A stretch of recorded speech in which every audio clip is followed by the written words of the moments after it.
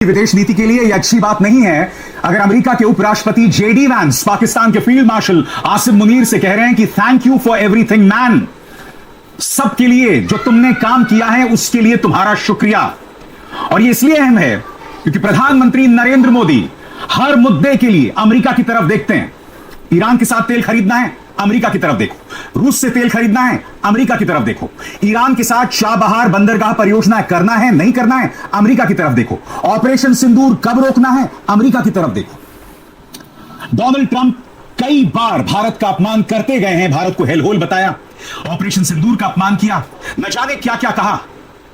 बावजूद इसके हमारे प्रधानमंत्री खामोश रहे, यानी कि अमेरिका की तरफ देखना है। और आज वही अमेरिका पाकिस्तान के फील्ड मार्शल आसिम मुनीर की तारीफ कर रहा है।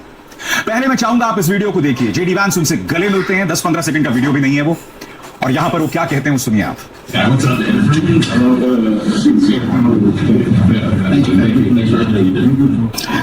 अब आप कह सकते हैं कि भाई पाकिस्तान की तारीफ कर दी तो क्या हो गया। ध्यान से सुनिए मैं क्या कहने वाला हूं। मुद्दा ये नहीं है, मुद्दा ये है कि पिछले 12 सालों में सरकार ने पिछले 12 सालों में भारत की विदेश नीति को पूरी तरह से पाकिस्तान सेंट्रिक कर दिया था। इसका आगाज 2014 से हुआ था, जब इस सरकार के मंत्री ये कहते थे कि अगर प्रधानमंत्री नरेंद्र मोदी की आलोचना करना है तो पाकिस्तान चले जाओ। इस सरकार का प्रचार तंत्र कहता था जब भी आप प्रधानमंत्री नरेंद्र मोदी की आलोचना करते थे, देश के अंदर कुछ बुरा चल रहा था, उसकी बात करते थे, तो कहते थे जाओ पाकिस्तान चले जाओ। जो भी घटनाक्रम होता था सरकार के खिलाफ, उसे पाकिस्तानी साजिश बताई जाती थी। इसका मतलब क्या हुआ?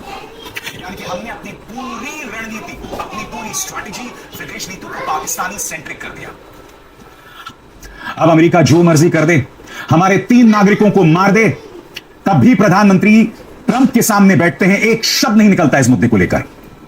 इंडियन ओशन में टॉर्पीडो के जरिए अमेरिका हमला कर देता है और पूरी तरह से खामोशी बनी रहती है प्रधानमंत्री की तरफ से। नतीजा आपके सामने है, डोनाल्ड ट्रंप लगातार अपमान कर रहे। और याद कीजिएगा, डोनाल्ड ट्रंप ने एक इंटरव्यू में क्या कहा था कि मेरे पसंदीदा नेता मोदी हैं। क्यों? इसलिए कि इससे पहले भारत हम पर अनाप शनाप पैसे जो है वो चार्ज करता था, मगर जब से मोदी आए हैं हालात बदल गया। यानी कि भारत की नीति अमेरिका को लेकर कमजोर और सॉफ्ट हुई है। इसमें शायद भारत को भी नुकसान हो रहा हो। यह बात डोनाल्ड ट्रंप ने एक इंटरव्यू में कही थी। यह हकीकत है और उसे हम बोल नहीं सकते। आज पाकिस्तान 2 चीजें कर रहा है दोस्तों। वो आसिम मुनीर, वो फील्ड मार्शल आसिम मुनीर, जिन्हें हम जिम्मेदार बताते हैं पहलगाम आतंकवादी हमलों के लिए, आज उनका दबदबा बढ़ रहा है साहब।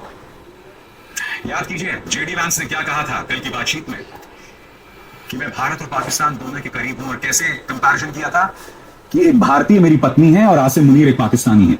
ये कौन सा कंपैरिजन हुआ? आसिम मुनीर क्या आपकी दूसरी पत्नी है? मुद्दा यह है कि अमेरिका आज खुलकर पाकिस्तान की तारीफ कर रहा है, और दूसरी तरफ पाकिस्तान ईरान से तेल भी खरीद रहा है, भारत नहीं खरीद रहा। अब आप मुझे बताइए, विदेश नीति की निगाह से कौन कमजोर पड़ रहा है? सुनिए जेडी वैंस ने किस तरह से अपनी पत्नी को भारतीय बताया और फील्ड मार्शल आसिम मुनीर के पाकिस्तानी होने का जिक्र किया। यह अपने आप में निहायत ही हास्यास्पद है, मगर सुनिए क्या हो रहा है। His Field Marshal in Pakistan, Asim Munir. I will say that since Field Marshal Munir welcomed us with the Prime Minister in Islamabad, I have joked that I have 2 very, very important people in my life, an Indian and a Pakistani. The Indian is my wife, and the Pakistani is Field Marshal Munir. And I've probably talked to Field Marshal Munir more than I've talked to anybody else over the last 3 months. We would not be here without his statesmanship. He's a military. 2 कारण। पहला, पिछले 12 सालों में हमने अपनी foreign policy को पूरी तरह से पाकिस्तान सेंट्रिक कर दिया। पाकिस्तान ये कर रहा है, पाकिस्तान वो कह रहा है। हमारी मीडिया का रवैया सबसे ज्यादा शर्मनाक हुआ है। याद कीजिएगा, पहलगाम आतंकवादी हमला होता है, उसके बाद ऑपरेशन सिंदूर होता है, तब पाकिस्तानी एक्सपर्ट्स को बुलाया जाता है। वो पाकिस्तानी एक्सपर्ट्स हमारे प्राइम टाइम टेलीविजन में बैठकर देश की बेइज्जती करते हैं। ऊपर से हमारा गोदी मीडिया कभी कराची पर कब्जा करा दिया, कभी इस्लामाबाद पर कब्जा करा दिया।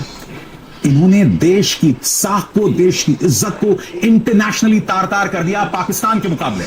और पाकिस्तानी सोशल मीडिया में भारतीय न्यूज चैनल्स का मजाक उड़ रहा था।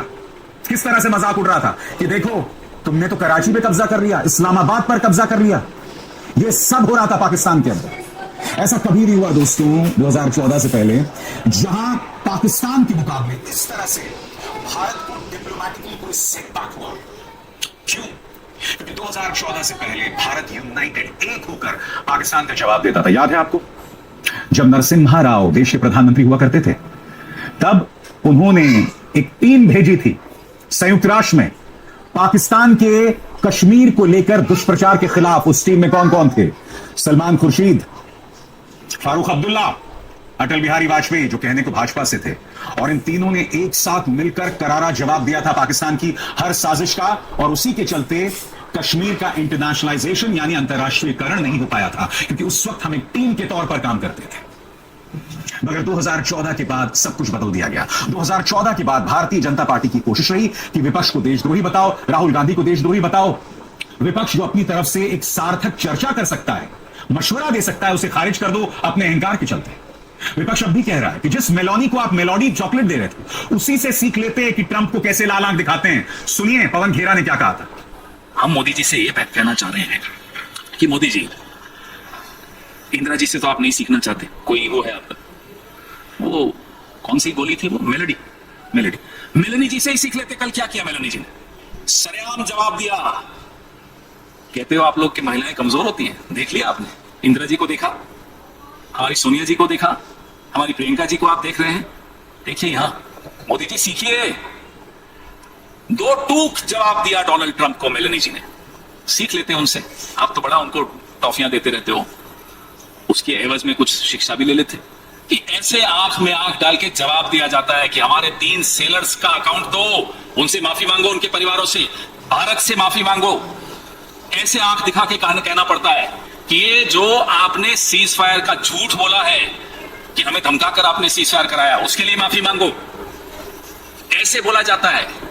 आप अपने देश की महिलाओं से नहीं सीख सकते मोदी जी, यूरोप की महिला से सीख लीजिए जिनको आप मेलोडी देते हैं। और अब एक जरूरी संदेश, सच के इस सफर में मेरा साथी बनिए, मेरा चैनल ज्वाइन कीजिए और इनमें से एक विकल्प, एक ऑप्शन चुनिए। शुक्रिया। बड़ी बड़ी बातें कहना कि प्रधानमंत्री नरेंद्र मोदी ट्रंप को लाल आंख दिखाते हैं। इस तस्वीर को वायरल किया जा रहा है कि देखिए प्रधानमंत्री किस तरह से उंगली दिखा रहे हैं डोनाल्ड ट्रंप को। हम सब जानते हैं क्या हो रहा था असलियत में।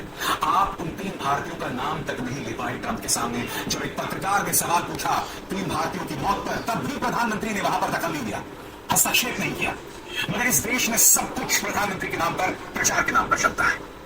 ये देखिए किस तरह का टूल किट कल चल रहा था। कल नीट की परीक्षा थी और फिर भाजपा के प्रचार तंत्र से जुड़े तमाम जो दोनों पल्ली ट्रोल्स और खुद मोदी मीडिया इस तरह का प्रचार चला रहा था। देखिए जब नीट की परीक्षा चल रही थी तो प्रधानमंत्री 45 मिनट या करीब 1 घंटे तक एयरपोर्ट के अंदर रहे ताकि वो आसानी से परीक्षा दे सके, बिल्कुल उसी अंदाज में जैसे हर चुनाव में अचानक। तो दोस्तों ये थी आज की वीडियो। अगर इस किस्म की मज़ीद इंडियन मीडिया के रिएक्शंस आप देखना चाहते हैं तो हमारी वीडियो को लाइक कीजिएगा, चैनल को सब्सक्राइब कीजिएगा और ज़्यादा से ज़्यादा शेयर कीजिएगा ताकि हमारी आने वाली वीडियो आपको बर वक्त मिल सके।